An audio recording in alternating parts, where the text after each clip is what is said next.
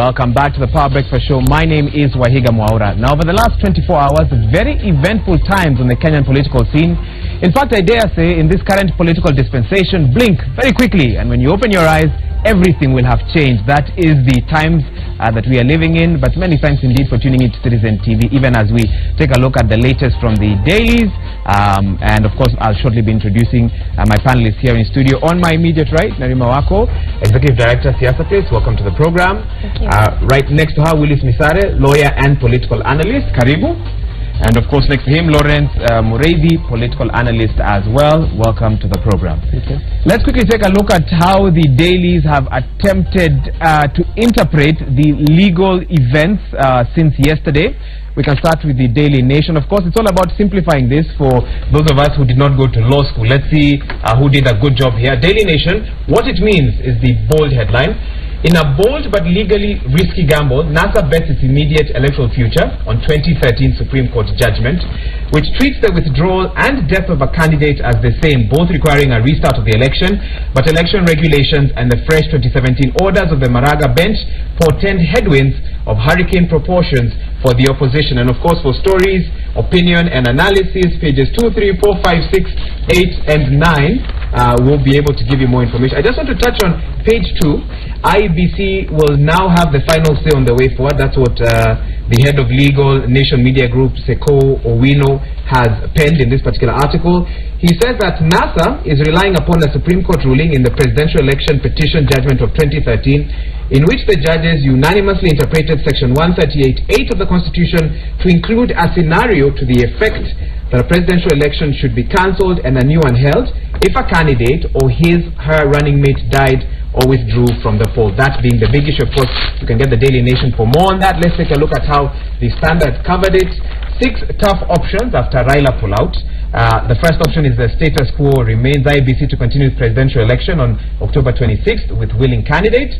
The second option is new election, fresh elections within 90 days. Of course, there's been a debate on 60 versus 90, in which parties conduct fresh nominations. Option 3, Uhuru wins. Option 4, take on IEBC, that is a petition to Supreme Court challenging whichever action IEBC takes. Option 5, of course, is that the poll law reforms continue as proposed by a section of the Parliament. And option 6 is interim government, which is mediation and a caretaker government after November 1st. For those of you watching us from home, I'm sure you've been following these events closely. A question today: yesterday's move by NASA leader Raila Odinga together with Kalonzo Musyoka to withdraw from the upcoming polls, is it a game changer in NASA's favor or a walkover in favor of Jubilee? And depending, of course, on your answer, what do you think is the way forward? And that is my question to my guest here with me in studio. Narima, I'll start with you. Game changer, walkover, how do you read the events of yesterday? You know, it's very interesting. I was talking to a friend of mine, and I was saying that we're in a period that's uncharted territory. So even lawyers are not agreeing on what the way forward is. I mean, we also saw IEBC having a late-night meeting with their lawyers, trying to understand the situation. And we cannot forget that Ikuru Court is also going to be in court today, the High Court, and whether he's going to be considered a candidate, a presidential candidate. So that also changes a lot of things in our scenario. So I believe that there are things that we cannot quite answer at the moment until we see further instruction from the High Court with the Kuru and whether there are going to be 2 candidates or more candidates. And so it's a playing field for both sides where there are uncertain. There's no winner yet? No winner yet. Yes? Okay. There's no winner yet. That's your take. You played it safe. Will Willis also play it safe? Willis walkover? Game changer, yesterday's move by NASA? It's not a walkover. Neither is it a game changer, particularly for NASA, if I may say. It's a game changer for Kenya in general. In what ways? In the way that finally we are going to take matters seriously and look for steps as a nation that are going to enhance and better our electoral process. Because with all the concerns that NASA had raised, with all the concerns that have been raised by other parties, because you now realize that when NASA is talking, they want to bring in the aspect of the recommendations of the European Union to the IEBC as well into the mix. The 18 points, that the European Union raised, exactly. So had NASA participated in these elections and won or not, then it would actually legitimize what they consider a flawed process. So by pulling out, actually they're giving us a chance to get everything right. So it's a game changer for the electoral process, not for either party. Not for either party. Lawrence, what's your take? Wahiga, allow me to first congratulate the Right Honourable Prime Minister. I think it's the honourable thing to do. He should have probably done that in August. When you're faced with defeat, I think it's only honourable. How would you say, what gives you reason to say that he was faced with definite defeat? Well, I would even dare say that forget even the 44% they garnered on August 8th. It is unlikely that they're going to even get even 10%. So when you're facing definite defeat, I think the honourable thing to do is walk away with your head high. And so we congratulate him for having done the right thing. He probably should have considered doing the same thing in August, probably even as long ago as 2013. Yesterday what you saw was him walking away, not another political move? If it is a political move, which probably it is, I think the right thing would be for him to just walk away and let Kenyans move on. I think he's made his contribution as a Prime Minister and also as at the forefront of second liberation. I think his contribution will go down in history as something that we'll celebrate. Okay, you're still not answering my question though. Game changer or walkover? Who won, quote unquote, in yesterday's event? Kenyans, and by large the Jubilee. Since simply put, Jubilee was going to win. Whether we win on the 26th or we win immediately, whether IBC declares and returns, declares the election, the presidential elect as Uhuru, and you go ahead and swear him in now or after 26th, it's inevitable, it's going to happen. Willis, come in. You look like you Yes, Maura, I see, my friend from Jubilee really makes me feel like laughing, because one thing, let us accept it. Raila has always set the agenda, for the political agenda, even for Jubilee. Raila will say this and it will become the agenda for Jubilee in the next campaign period, you see. So to say that it's a walkover or that it's Raila, like a surrender from Raila, does not make sense. Secondly, this idea of trying to take us back to the matters of the 8th of August. Really, anybody who understands what happens in this country should not go back there. When the Supreme Court uttered the words invalid, null and void, there is no 44%, there is no 54%. We don't have any numbers to go back onto because those things are invalidated. So maybe it's some consolation for them trying to cling on to these numbers that do not exist, but as it stands, this is not a surrender, and the worst thing they can do, and I think this is Jubilee coalition. And I think this is one of the things they have always, the confidence they have, and the thinking that they can always read what Raila is up to. Because see, most of them are not talking of a surrender, not knowing the long-term implications for this. Okay, yeah. Okay. Rima, you can see different interpretations about what happened yesterday. You want to add into this debate? Yes, absolutely. First of all, to think that Kenyan politics can be predicted, that is a myth on its own. Because we've already seen even political members jumping and hopping parties, and every day is a new one. We don't understand. So to talk about allegiance to political parties, to me, I think is insignificant because those do not exist. However, to talk about the current scenario, absolutely, Raila Odinga is very good at political mind games and chess games. He's always a few steps ahead, and that is something that Jubilee has always struggled and grappled with, and we've even seen them more frontal about this election, campaigning since it was announced that there would be a rerun. NASA has not done any campaigning. They've actually been focusing on the electoral reforms and having IBC which some would say is a form of campaign, depending on how you look at it. Sorry, go ahead. I guess so. I guess some could say that. But if you are looking at the party who seems more concerned about this election, if you're saying that Jubilee has such a greater number, then they wouldn't be worried. But there they are, trying to get their fish out, their members to get out and vote. So to me, it looks like a frantic organization and a campaign strategy. Let's put things in perspective, Wahiga. First, the reason why the NASA fraternity have not been hitting the roads campaigning is simply because they are cash strapped, and that's no secret. The other thing, the reason why Jubilee is out there asking for votes is because you have insight into their finances. You've looked at their books. We will not get into details, but we can get into that offline. But having said that, the reason why the Jubilee is out there campaigning is because every vote counts, and over and above the 8 million votes that Jubilee garnered on the 8th of August. We want to push that number to 12 million. And how do you do that? It's by pushing, visiting every corner of this country and selling your agenda. Having press conferences every other morning and disturbing the peace, the economy of the country, holding everyone at ransom, the 45 million Kenyans that are held at ransom, whose economy is held at ransom, want a different story, they want a different direction. Now, allow me to reinforce that NASA are aware that they don't have the numbers. It's evident. They're losing.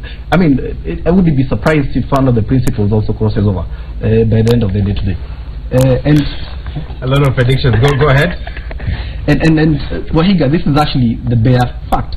And the strategists, of course, must have sat down and staring at definite defeat. They realize the best way to walk away honorably is first create some little confusion, probably hedging on the 2013 ruling that the Supreme Court expanded the provision to include what they've done now, which is a withdrawal, which I think is also misguided.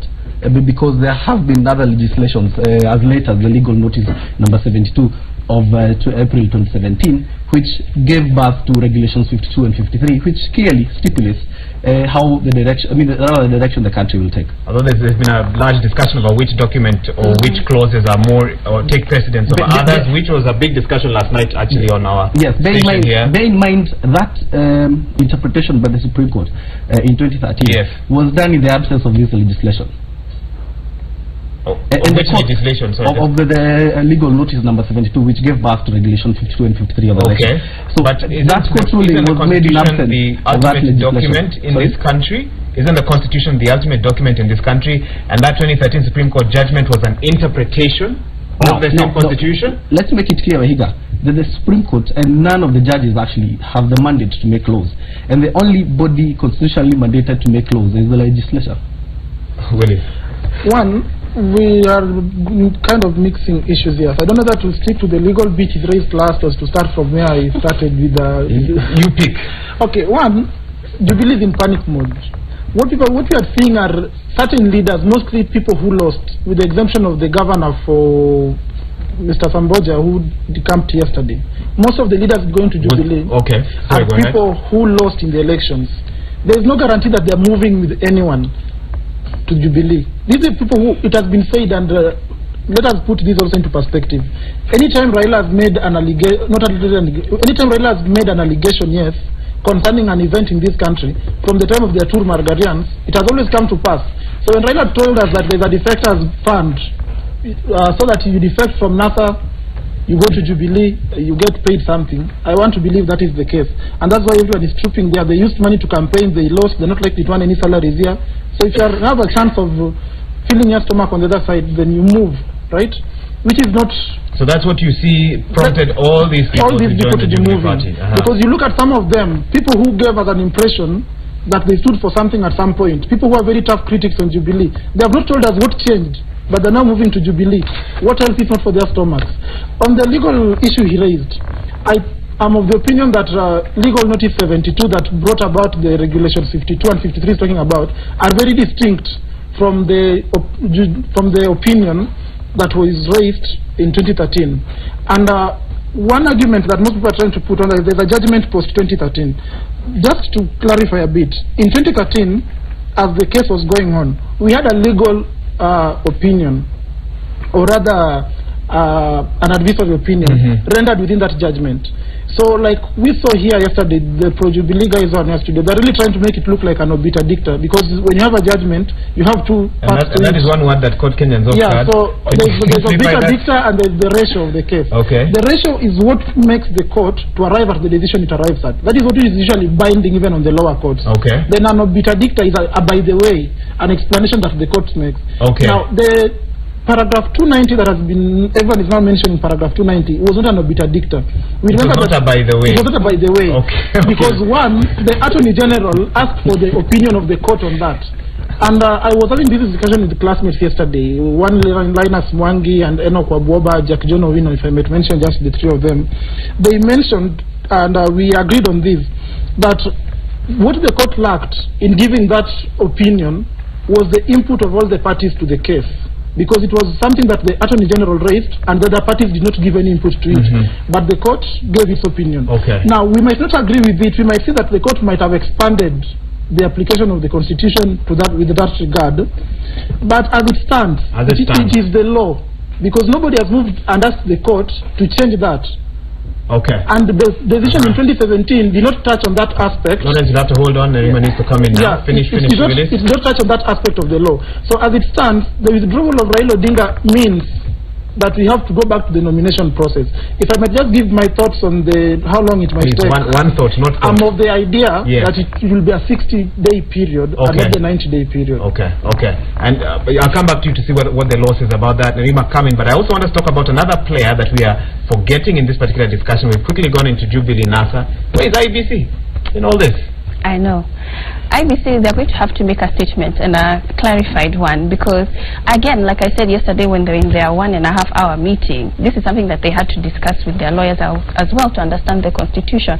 Not all of us are lawyers, Wahiga, and at the same time what I've come to learn is our constitution is almost like the Bible, because a verse or a particular line can mean something completely different different people depending on who is reading it. The same way you two have talked about an article that you completely understand a little bit differently, and so that's something that IBC is going to have to grapple with and understand as well, because again, like I told you and I mentioned before, the case of Ikuru Ekot, if we do have another candidate, is IBC going to go and print out those ballot papers and continue with those two candidates without Raila Odinga if he steps aside? So those are some of the questions that IBC will have to answer to the Kenyan people as to why they're going to have to follow that particular direction once they have selected that direction. Okay. I'll allow you both to comment on Ikuru Ekot's case before High Court Justice John Mativo today. Everyone waiting for that. But let me see what you guys are saying on 22422. Somebody here, you don't give us your name, but you say Rao exit is a game changer. It's a win, not just for Raila, but all Kenyans who felt and realized that they had been conned of the right to elect a president by computer manipulation. You can see that Jubilee were thrown into panic, anger, frustration, etc. If Jubilee had majority, they would not be going around campaigning furiously, no buying supporters. Lawrence, I'll give you a chance to respond to that. Samuel Mbui from Nairobi, I think it's time IBC redeemed their image as conspirators in messing elections by aiding introduction of fake forms. They need to make a decision that elections will be held on, he says on the 26th as ordered by the Supreme Court. While others are saying NASA's move yesterday falls into contempt of court, among other issues. Talk to us. I'll read some of your other feedback as well. I can give you a chance now to respond before I come to you, Willis. Let's first put things into perspective, Wahiga, and then forgetting the legal jargon that the lawyers from NASA are trying to peddle and misguide every other Kenyan. Now, the democracy is rightfully the voice of the majority, right? But the minority also have their say, and so by him saying that those who are defecting to Jubilee don't bring anything on board, that's an absolute lie, because they were on the ballot, they had people who supported their vision, and it's unbelievable that he would actually claim that by moving to Jubilee it makes absolutely no difference. Of course it does. It just paints a picture that Jubilee has been able to sell their manifestos across every corner of this country, and by so doing they've managed to convince a larger segment of the voting bloc. Now, having said that, there was the issue of, remind me, Willis, that he brought about Ikuru Ekot, right? Okay. And I think it's of little consequence in my view, because Ikuru Ekot, and within his rights, the court, Justice Matavu, will tell us by 2:30 today whether he is eligible as a candidate or not. I think the interpretation is whether by him having been enjoined in the case, if that is what as an interested party, does that qualify him as a candidate, or you need to have been enjoined as a petitioner? Because I think he was enjoined only as an interested party. That's right. And that's the interpretation that Justice Matavu will be determining. And then so by 2:30 today, we'll probably have had the determination. Depending on how things go, if he's allowed to participate in the October 26th poll, how will that change this kind of scenario? If he's not allowed, I mean, you help us with some predictions here. If he's allowed, in any case, like I said, whether we get Uhuru declared the president-elect on the 26th or before, it's inevitable. So should Ekuru be allowed? After option? No. Should Ekuru? There are only two options here. Either we go to the elections, which Jubilee will win, or we get Uhuru declared the president, and we move on with our lives. 45 million Kenyans are eager, and they're actually absolutely tired with this back and forth and the drama that NASA is treating us to. So Ekuru, should he be allowed? Yes. Should he be allowed by the court as a presidential candidate? Well and good, it's within his right.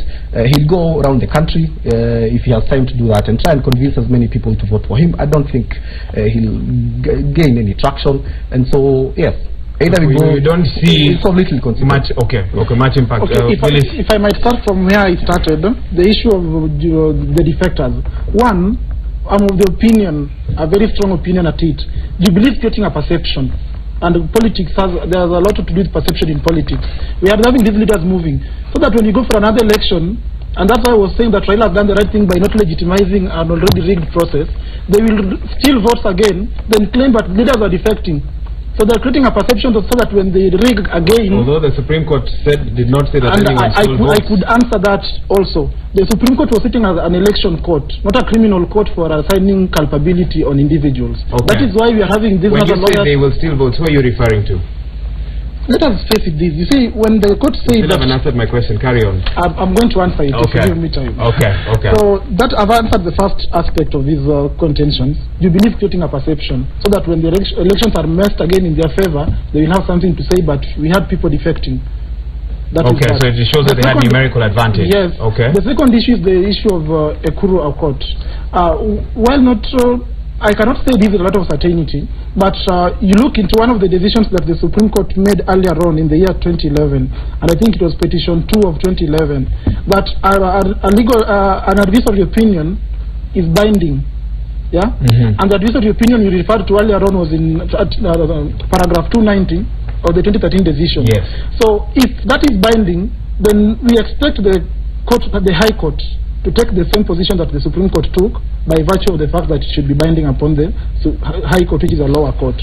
Now, should it even go through, then I think it should not be about a court alone, because one of the confusions we've been having, that while the Supreme Court then justified why it reached the decision that only those who are parties to the petition are supposed to take part in the other election, in the repeat polls, in case of a nullification, we now have they tried giving an explanation of having a fresh election, a repeat poll, and a rerun.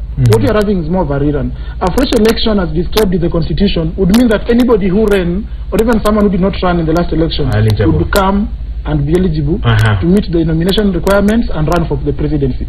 So that would still go back to what the NASA... So a win for Ekuru today would still just buttress NASA's position, in my opinion. Okay. Because we now have the fresh nominations among the parties, and that would give us the time that is needed for the reforms that NASA has been pushing. But what if IBC insists then that a win for Ekuru Court means that on October 26th we can go to the poll with 2 candidates? How would that sit? Now that brings in the bigger picture. Like he said, it's going to take miracles for Ekuru to get some meaningful traction. Unless, let's say, maybe NASA has pulled out by the say they are supporting him, he might end up with the 30,000 votes that he got last time, which brings the bigger question. Okay. This might not be legal now, but in international political settings and everything, does the government have any legitimacy? Because as we sit now, NASA controls like half of the voting population in this country. Yeah, Jubilee has the other half. So what happens when you have a president who can only have maybe 90% of the votes cast from specific regions? What does it do to his legitimacy as president of this country? Okay. And you've seen the many issues rising, like the letter that is circulating allegedly from the MP for Homa Bay, Peter Kaluma. Yeah, so such things are going to come into play. So even as we even as we look into the implications of this chest thumping and arrogance from Jubilee that they will proceed with the polls, they have to look at the repercussions later on. Okay. Lema, you had wanted to comment? Yes, I did actually, because as much as we talk about Jubilee having most of the representatives in parliament, you would think that they would be focused in representing their people. That's how I believe you garner votes. Not going out at campaign rallies making noise and causing traffic and causing chaos, because we know at those political rallies what is happening is banter back and forth, and what it is insulting, and our politics is degrading. What I'm hoping to see is more politicians who are more mature. We just saw 2 MPs even fighting each other, fist fighting, young MPs, and it's disappointing. But then when you think about the politics and the way and traction that we are getting in our politics, it's not surprising that that is happening. And what I'm trying to say is, those members of parliament, the first thing on the agenda first, we remember, was trying to increase their salaries. That was the #1 thing on the agenda. And then next they moved into changing the laws. In fact, we remember they said how... footage of what you were referring to. Exactly. So when we have issues like that that are happening, the first thing that we should talk about, we started by saying it was a win for Kenyans. Is it really? When we're watching our leaders behaving this way, is it really a win for Kenyans if we continue with this back and forth and we're not seeing any light at the end of the tunnel? In fact, we're hearing it will be an added month to this. I actually believe there's going to be more apathy. The more that I talk to people, the more that they clock out from our politics. They're living in this bubble that they do not want to participate. And it happens to be mainly the middle class, but it's that class who can bring change in this country, because they're the ones who are educated, who understand this policy language, who can educate others to choose the leaders that they need to have in the parliament. So while the middle class might be small numerically, influence-wise, you say that they can affect many others. Absolutely. Those who work for them, etc. Okay, Lawrence, come in. But even as you give your comment, why don't you tell us, should Jubilee carry on with the proposed electoral amendments? Should they push on with that process after what happened yesterday? Well, Higa, absolutely. The first responsibility of the members of parliament is legislation. That is the core duty enshrined in the constitution. And so trying to imply that by them legislating they're doing the right thing or they're doing the wrong thing or the timing isn't right. I ask that again because many feel that Raila quote-unquote checkmated Jubilee and that move by what he did yesterday. So is it still worth it? If he did, it's fine, because the laws are not made for the current crisis. They're made to actually carry on what would be the constitutional and democratic position for the larger demography of the 45 million Kenyans. Remember, the voice of the people is heard either through the constitution or through their representatives. And so by the legislating, I think they're actually doing what they're actually called and paid to do. So I would urge them to carry on. I would urge, I think it's going for the second reading today. We should probably even expedite that process and have that election passed as soon as it's humanly possible. Now, having said that, I think the narrative that NASA have been pushing around is that the timing is not right. And which timing are they talking about? The Prime Minister himself in 2013, soon after the Supreme Court ruling, went ahead and almost immediately started the Okoa Kenya initiative. Almost immediately. Wasn't that timing wrong as well? It depends on which political side you're on, but carry on with your... Was that you wanted them to answer? Yeah, okay, if I might come in and say this one, it is true that Parliament is made to legislate. But the problem with Jubilee is that they are overconfident and they are arrogant. They never learn. Look at what happened with the Security Laws Amendment. You come just stamp, you have the majority, you pass laws that do not meet the constitutional test, you take them to court and thrash them. And you've seen the caliber of lawyers who work with NASA now. So NASA might sit back pretty, let these Jubilee guys pass the laws they claim that they have the numbers to pass. It won't meet the constitutional test because some of those sections in the law are actually trying to amend the constitution, which you cannot do in the way they are doing. Because look at the requirement that any member of IBC can act as the chairman with the backing of reducing the quorum to 3. There are the people who are saying here that a minority cannot do what? Cannot always have its way. The moment a commission of 7 commissioners and a quorum of 3 can make a decision, it means that only 2 of them will vote on one side with one voting on the other side, and have a decision of 2 people binding a commission of 7. Secondly, although we know that there are some amendments that may be dropped, that may not make it to the final. From what I've seen in the papers this morning, I think that the laws they propose are largely unchanged. Okay. Yes. Well, the second aspect is which is now going to touching on the constitution itself. When the constitution is talking of these independent commissions, it clearly creates a distinction between a chairman and a member. And trying to cloud the two by saying any member can be a chairman at a given point and watering down the qualifications for being chairman cannot pass the constitutional test if the firm is taken to court. So we have Jubilee, if they have the time to waste, please let them go ahead pass these laws. They'll be met where they should be met, where the courts, and they might not pass. The other thing I'd like to say is that our laws do not have that retrospective application. You cannot pass laws on an event that has already happened. For instance, one of the proposals they have in their laws, they express provision that where a candidate pulls out, the one who left is Raila has already pulled out today. If that law was to pass, it will apply to future events, but not things that have already happened. Okay. Let's put things in perspective. No, you're going to have to hold on. Just a quick reaction to it. And then, Willis, let me educate you. A lawyer as well. We actually don't need the law to be passed for Jubilee to win. That's what NASA is forgetting. You win the election by the numbers, not by any other legislation. Okay, let me just come in. I've already both of you won't agree to give each other time. I'm going to bring the Rima in. Hang on, let me bring the Rima in. I want to read a quote that someone posted yesterday, an interesting one on social media. They said as follows: all that is happening are labor pains to birth a Kenya where institutions work and people are held accountable. If we give up now, mom and baby might die. Rima, what do you take over a quote like that one? Well, that's a heavy quote. I do believe that we are in a moment of transition for the country generally. From even the Supreme Court ruling on September 1st, a lot of us didn't expect it. And it's a ripple kind of effect, which we're going to see the implications of it. But at the end of the day, the change that we want to see, it has to come from the young people. And this is what I was talking about. Which young people, the ones fighting in parliament? Exactly. And so if we're not even understanding what our constitution means to us, we talk about how chapter 1 is, you know, for the people, with the people, and it's supposed to be our, you know, rule of law, and we're supposed to own it. But if we can't even understand it ourselves and we don't hold it into account, then it's going to be just a story that we used to tell as a fairy tale. And those are what we're beginning to see. And it's unfortunate because what I worry about is the fact that young people are not thinking. We're not thinking. What do we want in the future? Because right now what we're concerned about is 2 political regimes and one must win. And it seems to be a battle that we've been grappling with for the last 50 years. And it seems like it's going to continue. So if we're not even going to think or understand our political history, which a number of us cannot even relate with that because it's not educated in our institutions, unless you read and research out of your own will, then we're going to have a future that we're not going to be happy about. Is there an option that would give a win-win for the nation? Because right now what you're saying is there will only be a win-lose. One side wins, the other side loses. Is there any way we can get out of this and everyone emerges a winner? Yes, we have to have the alternative thinking. We have to see, when we see these politicians fighting, we have to have people who say that it's wrong and stand up to that. Because I believe that there are people who are concerned for this country.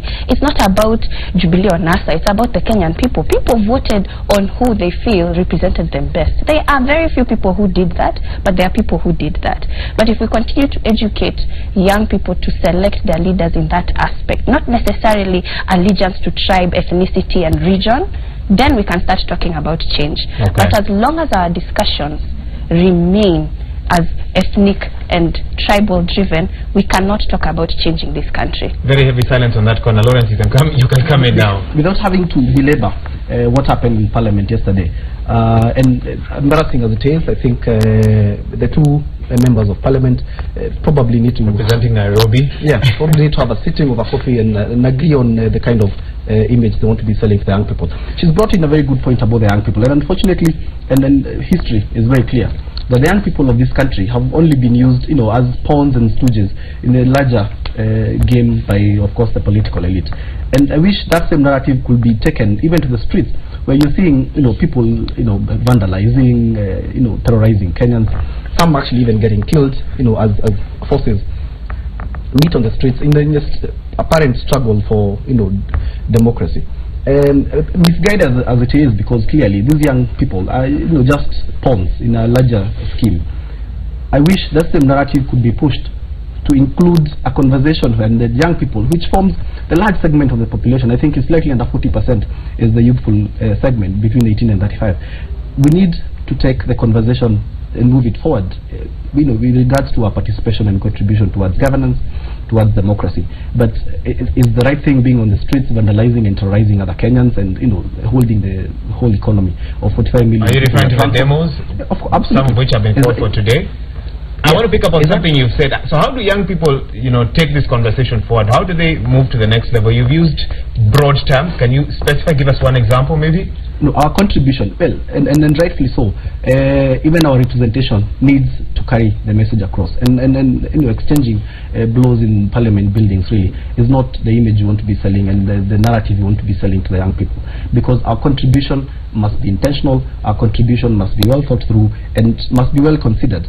So that at least we also get a chance to, you know, demand our position in the larger seat where things are decided and the direction the country takes going forward. Okay, if I might start from yesterday's fight, I might not have much to say on it because I don't know what led to that. But we'll also be honest and so. Although you could hear each I don't think it matters. So what I'm trying to say is that parliamentary fights are not unique. We saw it happen in Uganda the other day. It has happened even in Ukraine and other places. I'm not trying to say it's the right thing to do, but these are humans. They get treated up, and it just shows one thing. We have one fixation with the fact that we want more youth in representation. We want, you see, what the old can do, the youth even have more energy to do, including the bad things. So we can have youth who are actually doing worse things than those who we think are not the youth. What we want is leadership that has the youth, good intentions for the youth in mind. They don't have to be youthful themselves, but what do they have for our youth? Okay. Because you might have youths who are going to politics for all the, or into leadership for all the wrong reasons. They want some good life. They know in politics you make your connections, get your tenders, earn the big salary as an MP, but they don't have the interest of fellow youths at heart. So what we want is someone who has good intentions for the youth. You might not be a youth, but you have good intentions for the youth because you realize they are the future of this nation. Okay. So that, in my opinion, I would not support somebody based on the age alone, and I would like to make that clear. Okay. You might be youth, but you are not for the youth. But you might not be a youth, but for the youth. Okay. So that's a distinction we have to make. On the other issue, briefly. Yeah. Jubilee should, like my friend here was trying to, you see, they're now trying to look more concerned about the economy. And you look from the utterances that have been coming from way up, people like David Murathe, who is a top guy in the Jubilee leadership. Yeah, you hear the sentiments they make, like some of us have no stakes in this economy. Look, if you cared about the economy, you would not have had the elections messed. This election would not have been rigged and taken us into this position. And it's not like it's only demonstrations that are hurting this economy. We had 4 years of Jubilee leadership. We saw businesses pulling out of Kenya, some moving to Egypt or other jurisdictions.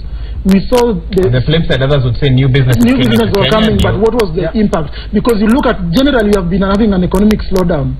Our economy has been slowing down. We have not been making proper. We have been heavily borrowing, which is going to be felt. The ripple effect will be felt by the youth, the generations to come.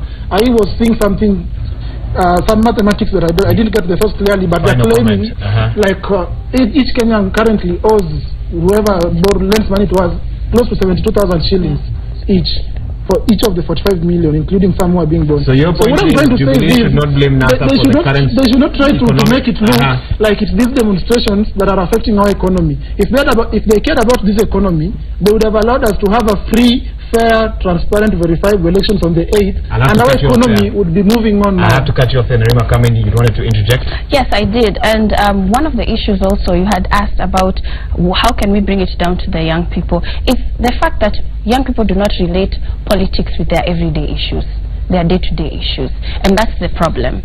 When you have interactions with politicians, most of the time, again, it's back to insulting. In fact, the policies that we should be concerned about, you had mentioned, yes, members of parliament are supposed to push legislation and all that, but I believe there are more issues that are pending that we're not looking at. We have nurses who are still on strike, lecturers are thinking of going on strike, we have teachers who are on strike, we have students who are now out of school, university students. You should feel that pain. Where you're paying for a semester, people are supposed to graduate in December, they are not sure if they will, and some of them are even out of school for that semester, they are thinking of joining in January. People's education has stalled. Those are the issues that we should be talking about.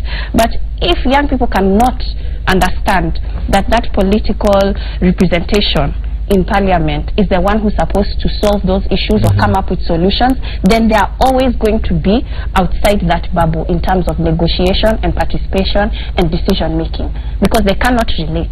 And the problem that our leaders have done today is breaking that relation, because they talk English in parliament and pass these laws and these big policies and constitution, and then when they go to the ground in campaign rallies, that's where now they just talk gossip.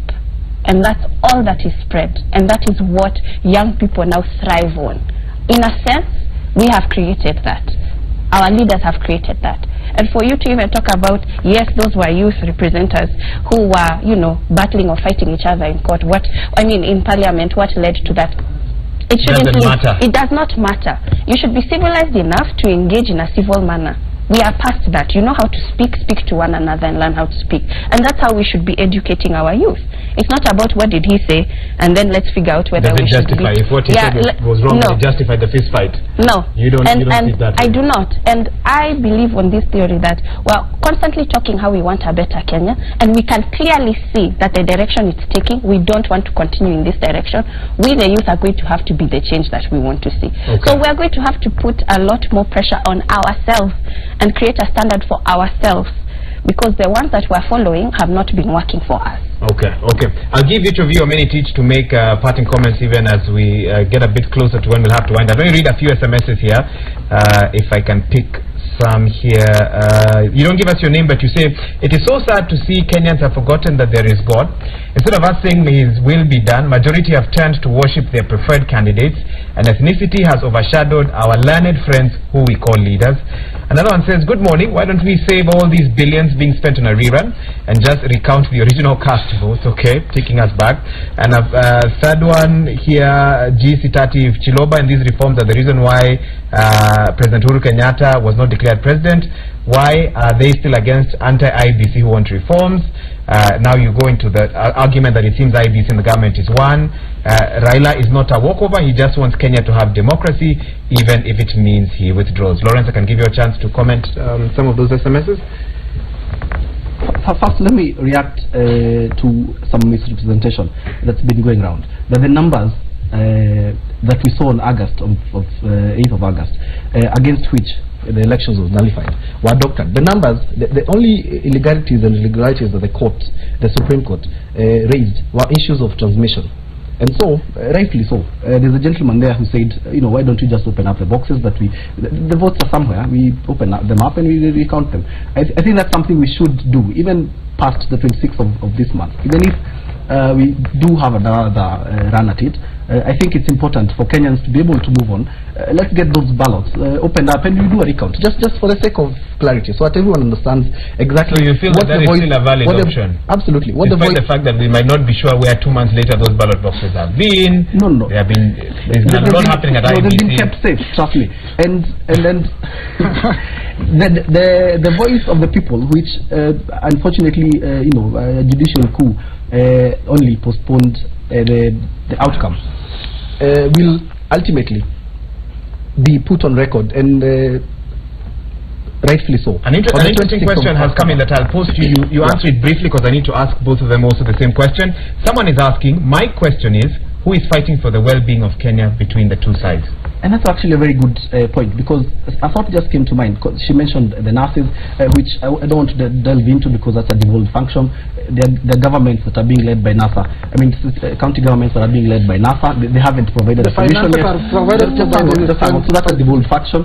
But nobody's actually talking about the plight of, rightfully so, Kenyans. Nobody's talking about the children who, our brothers and sisters who will be sitting the national exam. So who is fighting for the well-being of Kenya between the two? Just allow me to finish. Okay. Some brothers and sisters of ours will be sitting the national exams under unprecedented times, so to speak. Nobody's actually, sort of aware of the plight that all this drama has on the larger, 45 million Kenyans. And that's why I started by saying, I think it's probably the right thing and the honorable thing for, the former Prime Minister to just withdraw and quietly either settle back in Karen or Bondo, whichever he chooses, and we move on with our lives. We don't even need to spend the 12 billion we are probably going to spend on the 26th of August. Thank you. You made your point. Willis, come in, and I want you to answer my question. Yeah, Who I'm is going fighting? to answer that. Okay. First, I want to dispel this notion. I don't know what the obsession with moving on is for the Jubilee side.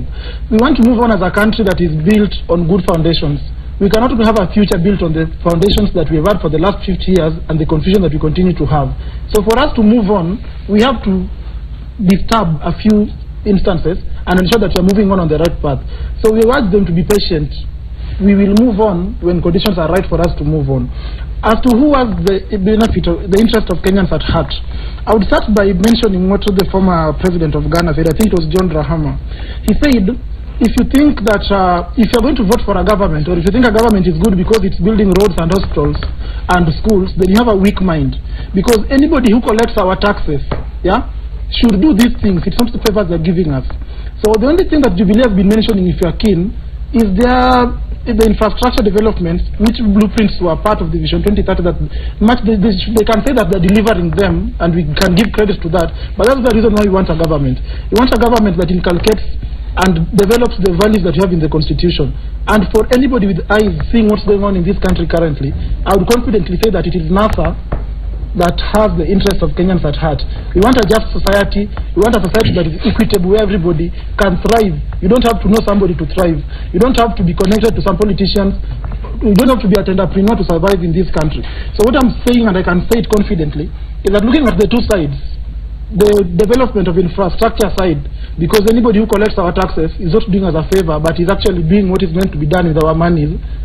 Jubilee has not brought all this together. Okay. So I think NASA means well for this country. I have to cut you off, Nerima. Well, I know people who voted NASA because they're tired of Jubilee, not necessarily because it does better, it's the best option. And I think the question that came in is a good question. Who is thinking about the Kenyan people? And I wish that was... Between the two parties. Yeah, between the two parties. And I wish that was the question that we all thought about before we voted. In fact, I believe that's the conversation that we need to be having at the moment. Because it doesn't necessarily mean that an individual who has your best interest at heart belongs to any party. It doesn't. And I think one thing that we have not taken into account that is seriously going to affect our political atmosphere is the rise of independent candidates. Because we're seeing people who want to genuinely serve the Kenyan people, but they cannot see themselves in either party. Not that they lost in nomination, not that they foresaw losing in nomination and that's went the independent way. Yes. Because Yes, okay. Because they felt that they do want to represent the people. None of the parties fall in their ideologies, and they also felt that it would be less complicated because we know those parties are corrupt field. We know that they are gatekeepers. We know that there are hierarchies that you as an individual cannot just come into a party as a person who is a servant leader and wants to serve the Kenyan people. That's not the language that's in our political parties, and that's the truth. And so I think that what we need to look into is the smaller people who have come in. We have people who have come in first time, you know. Empower them. Yes, empower them, enrich them. Those are the representatives that we need to focus on and hope that they continue their political, you know, career and also encourage others to join in. Okay. And do not get morphed into what we've seen in the past where people enter parliament with noble ideas and thoughts, but after a while they change and become just like that. I can't. If you guys start, I know you're each going to have to respond to each other. We don't have time. Let me just make we don't have time. Just one quick remark, just to correct some misrepresentation, that NASA is pushing for the social agenda. And the only reason they're doing that, cumulatively out of the principles, they've probably been in governance for more than a century. And they've done absolutely nothing. And so okay, it would be just you see now you're going to have to give him a Uhuru Kenyatta was a minister. That's how we wind up the program. Thank you so much for watching the Newspaper Review live on the Power Breakfast Show. My name is Wahiga Mwaura. We'll take this discussion offline. Cheche is up next. Many thanks indeed for staying with us, for your SMS feedback. I could not go through all of them. We will be right back.